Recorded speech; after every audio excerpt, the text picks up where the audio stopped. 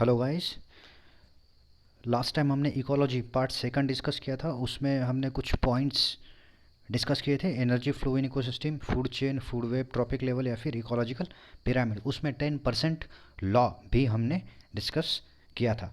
इस बार part third में हम देखेंगे ecological succession, productivity on ecosystem और इकोलॉजिकल इंटरेक्शन। ये सारे आज के डिस्कसिव टॉपिक्स होंगे। देखते एक एक। तो यहाँ पे इकोलॉजिकल सक्सेशन पहली बार ये टर्म यूज़ किया था किंग और जॉर्ज बफॉन ने। किंग ने सबसे पहले यूज़ किया 1685 में और बफॉन ने यूज़ किया 1742 में। तो सक्सेशन सक्सेशन मतलब क्या होता है? सक्सेशन मतलब कि कोई भी कम्युनिटी धीरे धीरे बढ़ती है टाइम के हिसाब से या प्रेडिक्टेबली धीरे धीरे बढ़ती है with the help of time और with the help of predictability change होता है उसमें। अब प्रेडिक्टेबिलिटी चेंज होगा कब? चेंज होगा जब कोई डिस्टर्ब आएगा। जब कोई डिस्टर्ब होगा तो क्या होगा कि जो कम्युनिटी अभी प्रेजेंट है वो डिस्ट्रॉय होगी और उसकी जगह पे नया कम्युनिटी फॉर्म होना शुरू होगा। तो ये जो कंसेप्ट है इसे क्या कहेंगे? सक्सेशन या रिलेटेड टू इकोलॉजी, तो इसे क्या कहेंगे? Ecological succession. तो मोस्टली जब भी इकोलॉजिकल सक्सेशन फॉर्म होगा तो समझ लेना कि ये जो प्रोसेस है ये इवोल्यूशन में टेक पार्ट कर रही है, यानी इसमें इवोल्यूशन कंटिन्यू हो रहा है। अब इवोल्यूशन या फिर इकोलॉजिकल सक्सेशन के दो टाइप्स होंगे, एक तो प्राइमरी सक्सेशन और सेकेंडरी सक्सेशन। प्राइमरी सक्सेशन मतलब कि ऐसा एक एरिया होगा जिस पे कुछ नहीं होगा, कोई स्पेसिस नहीं होगा, लेकिन धीरे धीरे उसमें स्पेसिस आना शुरू होगा, यानी ये वाला, ये पहला एरिया, ये पहला। यहाँ पे कुछ नहीं है, सिर्फ रॉक्स है। रॉक्स के बाद कुछ स्पेसिस आने लगे, उसके बाद और स्पेसिस बढ़ने लगे और उसके बाद बहुत ज़्यादा स्पेसिस यहाँ पे फॉर्म हुए। तो कुछ ना से कुछ तो हो रहा है। ये जो सिस्टम है ये क्या है? Primary succession. मतलब no living organism were existed, after that some living organism will be form step by step. Example अगर देखेंगे सैंडी रॉक्स, सैंडी रॉक्स जो रॉक्स होंगे उनमें, सैंडी लैंड्स जो रॉक्स होंगे उनमें डिफरेंट टाइप के प्लांट्स आना शुरू होगा। छोटे छोटे पहले आएंगे, उसके बाद बड़े बड़े प्लांट्स आना शुरू होगा। उससे क्या कहेंगे? Primary succession. अब अगर सेकेंडरी सेक्शन देखा जाए तो सेकेंडरी सेक्शन में जो कम्युनिटी पहले प्रेजेंट है वो डिस्ट्रॉय होंगी, उसके बाद धीरे धीरे नया स्पेसीज फॉर्म होना शुरू होगा। तो जो नया स्पेसीज फॉर्म होगा उसे क्या कहेंगे? पायोनियर स्पेसीज, यानी ये वाला। अब यहाँ पे जो पहले कम्युनिटी था वो कोई भी नेचुरल कैलेमिटी से, नेचुरल फंडा से वो क्या हुआ? डिस्ट्रॉय हुआ। इसे फायर भी कह सकते, फॉरेस्ट फायर। फॉरेस्ट फायर से ये डिस्ट्रॉय हुआ। तो जब ये डिस्ट्रॉय हुआ तो उसके बाद यहाँ पे छोटे छोटे स्पीसीज आने शुरू हुए और 3 to 4 ईयर के बाद और बड़े स्पीसीज आने के लिए 150 ईयर्स तक ये ऐसा हुआ। और 150 ईयर्स के बाद यानी 300 to 400 ईयर में ये ऐसा हुआ। यानी ये प्रोसेस स्लोली स्लोली बढ़ेगा, स्लोली बढ़ेगा। तो हम बोल सकते कि इनमें एवोल्यूशन फॉर्म हो रहा है। तो सेकेंडरी सक्सेशन मतलब क्या होगा कि जो ऐसा कम्युनिटी जो पहले प्रेजेंट है वो डिस्ट्रॉय होगा, उसके बाद नया कम्युनिटी वहाँ पे फॉर्म होना शुरू होगा। एग्जाम्पल अगर देखा जाए तो district forest through forest fire but again reappear and development of new forest community. यहाँ पे फॉरेस्ट फायर फॉर्म हुआ, उसके बाद नया कम्युनिटी फॉर्म होना शुरू हुआ। ये होगा सेकेंडरी सक्सेशन। प्राइमरी सक्सेशन मतलब जहाँ पे कुछ नहीं है वहाँ से डेवलप होगा। सेकेंडरी सक्सेशन जहाँ पे कोई है वो डिस्ट्रॉय होके वहाँ पे नया स्पेसीज डेवलप होना। ये दोनों में यही एक डिफरेंस होगा। और जो लास्ट स्पेसीज होंगी ये होगा क्लाइमैक्स कम्युनिटी। चाहे ये फिर से यहाँ तक, यहाँ पे भी आ सकता है, यानी ये डिस्ट्रॉय होगा, इसके बाद फिर से नया स्पेसीज फॉर्म होगा with the help of climate, with the help of surroundings. Productivity in ecosystem, ecosystem में प्रोडक्टिविटी कैसे फॉर्म होगा? अगर देखा जाए तो ग्रॉस प्राइमरी प्रोडक्टिविटी, यहाँ पे कुछ टर्म्स दिए। ग्रॉस प्राइमरी प्रोडक्टिविटी मतलब the rate of biomass production by producer, producer जितना बायोमास प्रोड्यूस करता है उसका रेट मतलब क्या होगा, ग्रॉस प्राइमरी प्रोडक्टिविटी। ध्यान रखना है जो भी प्रोडक्टिविटी होगा उसमें हमने 10% लॉ फिक्स नहीं किया है, इसमें हमने 10% लॉ शिफ्ट नहीं किया है, जितना भी है बायोमास उतना सब, मतलब gross primary productivity. Primary productivity मतलब कि अगर एक एरिया लिया, उस एरिया में कितने टाइम में फोटोसिंथेसिस के साथ कितना बायोमास फॉर्म हो रहा है या फिर ऑर्गेनिक मैटर फॉर्म हो रहा है, वो देखना मतलब क्या है, प्राइमरी प्रोडक्टिविटी। अब ये आप एक्सप्रेस कर सकते हो वेट या फिर एनर्जी के हिसाब से। सेकेंडरी प्रोडक्टिविटी अगर देखा जाए तो rate of formation of new organic matter bye consumers. Secondary productivity मतलब जो फॉर्म करेगा ऑर्गेनिक मैटर कंज्यूमर, यानी कंज्यूमर जो ऑर्गेनिक मैटर फॉर्म करेगा वो होगा secondary productivity. Primary productivity plants जो फॉर्म करेगा वो प्राइमरी प्रोडक्टिविटी, उनको खा के कंज्यूमर जो फॉर्म करेगा वो secondary productivity. Net primary productivity मतलब इसमें अब हमें 10% लॉ लगाना है।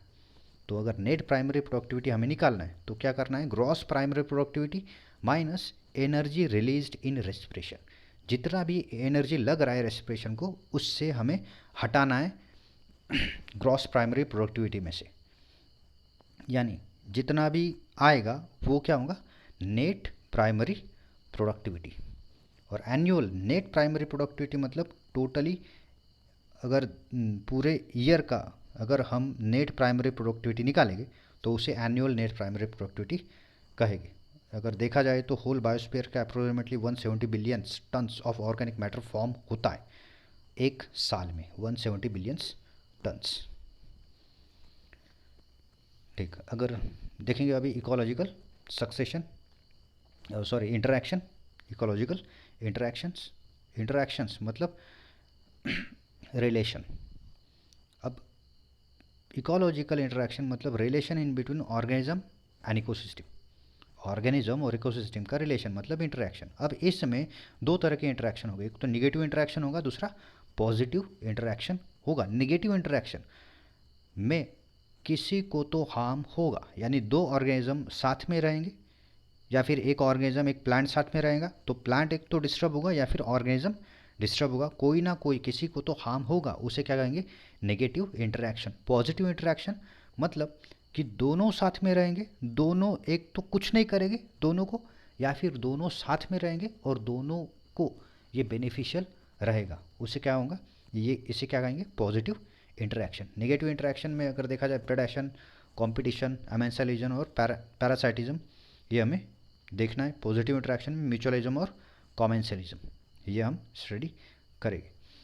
तो देखेंगे पहला पॉजिटिव इंटरैक्शन। पॉजिटिव इंटरैक्शन में commensalism, one organism benefits without affecting other, एक ऑर्गेनिज्म बेनिफिट्स रहेगा दूसरे को कुछ नहीं होगा, यानी दोनों सेफ है, यहाँ पे दोनों ऑर्गेनिज्म सेफ है। एग्जाम्पल अगर देखा जाए तो ऑर्किड ये जो प्लांट है ये क्या है, बड़ा प्लांट, इसे होस्ट भी कहेंगे, और ये जो प्लांट ये ऑर्किड इसे गेस्ट भी कहेंगे।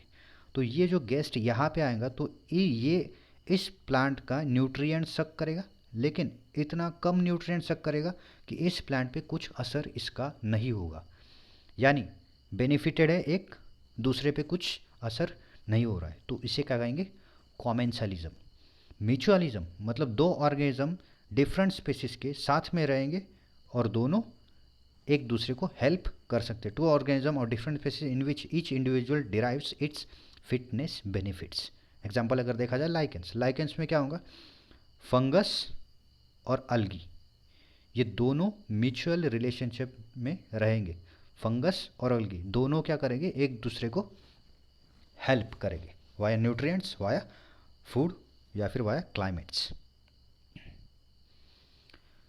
निगेटिव इंटरेक्शन में देखा जाए तो पहला प्रेडेशन, प्रेडेशन इसमें प्रेडेटर प्रे रिलेशनशिप दिखाई देगा। प्रेडेटर मतलब ऑर्गेनिज्म दैट हंट और prey organism that hunted. Predator मतलब शिकारी, प्रे मतलब शिकार। तो यहाँ पे अगर देखा जाए तो टाइगर एंड डियर या फिर ये वाला, ये जो रिलेशनशिप दिख रहा है बियर और फिश, शिकार किया है, फिश यहाँ पे मर गया है, तो यहाँ पे क्या हुआ, प्रेडेशन, किसी एक को हार्म हुआ है और दूसरा बेनिफिटेड है। यानी इसमें दोनों बेनिफिटेड है ऐसा नहीं है, इसमें क्या है, एक हार्म हुआ है और दूसरा बेनिफिट हुआ है। इसे क्या कहेंगे, प्रेडेशन, यानी एक मरेगा और दूसरा जिंदा रहेगा। सेकंड अगर देखा जाए तो कंपटीशन, कंपटीशन में क्या होगा, living things compete for resources like water, food, shelter. इसमें दो लिविंग थिंग्स लड़ेंगे, चाहे वो सेम स्पीसीज को या डिफरेंट स्पीसीज के रिसोर्सेज के लिए, नेचुरल रिसोर्स के, जैसे वाटर, फूड, शेल्टर, इनके लिए वो लड़ेंगे। जैसे दो हॉर्स अगर रहेंगे तो ग्रास के लिए वो लड़ेंगे। यहाँ पे दिया है दो डॉग्स मीट के लिए झगड़ा कर रहे हैं, two horses fight for grasses, example अगर देखा जाए, इसे क्या कहेंगे, कंपटीशन। इसमें एक को हार्म होगा या फिर डेड भी हो सकता है। अमेंसालिज्म, इसमें एक ऑर्गेनिज्म का प्रोडक्ट दूसरे ऑर्गेनिज्म को हार्म करेगा। Product of one organism has negative effect on other organism. यानी अगर देखा जाए तो एग्जांपल दिया है bread mould Penicillium and black walnut tree. Bread mould Penicillium, ये पेनिसिलियम जो ब्रेड पे उगता है वो ब्लैक वॉलनट पे आएगा और उसकी क्वालिटी ये ख़राब करेगा। सेम थिंग यहाँ पे अगर एग्जांपल दिया है, ये जो एग्जांपल है यहाँ पे क्या किया है, जो हाथी जब चलता है तो उसके नीचे जो एंट्स होती है वो एंट्स उसके नीचे से आ जाती। अब एंट्स और हाथी इनका कोई रिलेशन नहीं होता, लेकिन एंट्स जो एसिड सीक्रेट करेगी उसकी वजह से हाथी के पैरों पे कुछ ऐसे स्पॉट्स आएंगे। यानी एक बेनिफिटेड नहीं है और हार्मफुल हो रहा है किसी को। यानी ये तो बेनिफिटेड है नहीं लेकिन किसी को हार्मफुल हो रहा है विद, यानी हार्मफुल हो रहा है किसकी वजह से, जो एंट्स अपना प्रोडक्ट शिफ्ट करेगी हाथी के पैर पे, तो हाथी के पैर पे छाली पड़ेगी। तो ये जो है ये अमेंसलिज्म का एक एग्जांपल होगा। पैरासाइटिज्म, तो इसमें एक ऑर्गेनिज्म बेनिफिटेड रहेगा, दूसरा ऑर्गेनिज्म कुछ नहीं कर सकता। इसमें अगर देखा जाए तो टिक और ह्यूमन ये हो सकता है। टिक क्या करेगी, ब्लड सक करके निकल जाएंगी, हम क्या करेंगे, हम एक तो सिर्फ मार सकते हैं उसको। ये क्या होगा, पैरासाइटिज्म, यानी एक ऑर्गेनिज्म बेनिफिट रहेगा, दूसरा ऑर्गेनिज्म लॉस में रहेगा, ऐसा कह सकते हैं। एग्जांपल कुस्कुटा, ये पैरासाइटिक प्लांट्स क्या करेगा, दूसरे प्लांट्स पे डिपेंड रहेगा, दूसरे प्लांट का पूरा न्यूट्रिएंट सक करेगा ये। ठीक है, अगर इकोलॉजिकल सक्सेशन, उनके टाइप्स यानी प्राइमरी और सेकेंडरी सक्सेशन, इसमें कोई प्रॉब्लम होगा, या फिर प्रोडक्टिविटी और इकोलॉजिकल इंटरेक्शंस जो भी हमने देखे, पॉजिटिव इंटरेक्शन और नेगेटिव इंटरेक्शन, इसमें अगर कोई प्रॉब्लम हो तो प्लीज़ कमेंट कीजिएगा, शेयर कीजिएगा और सब्सक्राइब कीजिएगा। सारे वीडियो देखने के लिए इस लिंक पे आप जा सकते हो। नेक्स्ट लेक्चर होगा क्वेश्चनिंग पे, जो हमने थर्ड लेक्चर लिया था एंडोक्राइन सिस्टम पार्ट 1 पे होगी क्वेश्चंस। सो प्लीज़ ये वीडियो देख के आपको आंसरिंग करना है। Thank you and all the best.